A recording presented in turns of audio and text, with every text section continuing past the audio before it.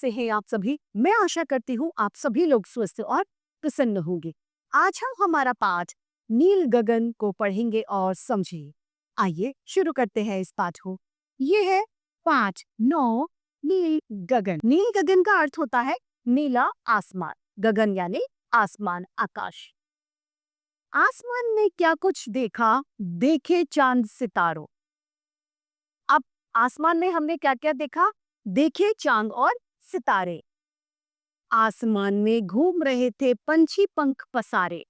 और आसमान में क्या घूम रहे थे? पंछी यानी पक्षी, जिनके पंख पसारे यानी फैलाए हुए थे, जिन्होंने अपने अपने पंख फैला रखे थे।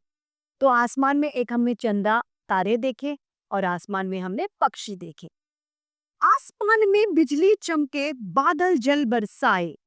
आसमान में क्या होती है? बिजली चमकती है और जो बादल है वो वर्षा लाते हैं यानी जल बरसाते हैं। नील गगन में सूरज देखा, जो किरणें बिखराए। नील गगन यानी नीले आसमान में हमने सूरज को देखा है, जो प्रकाश की किरणें यानी प्रकाश की रोशनी प्रदान करता है। हमने देखा इंद्रधनुष, जो 7 रंग दिखलाए।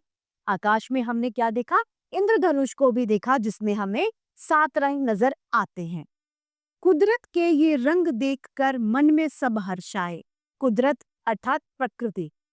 प्रकृति के ये रंग देखकर मन में सबको हर्षता होता है, मतलब सभी लोग मन में खुश होते हैं। ये पाठ संकलित है। आइए इस कविता को फिर से दोहरा लेते हैं। आसमान में क्या कुछ देखा, देखे चांद सितारे। आसमान में घूम रहे थे पंछी पंख पसारे। आसमान में बिजली चमके, बादल जल बरसाए। नील गगन में सूरज देखा, जो किरणें बिखराए। हमने देखा इंद्रधनुष, जो 7 रंग दिखलाए। कुदरत के ये रंग देखकर मन में सब हर्षाए। तो इसी के साथ ये पाठ नील गगन समाप्त होता है और उम्मीद करती हूँ सभी को समझ में आया होगा। आज के लिए इतना ही, फिर मिलते हैं। धन्यवाद।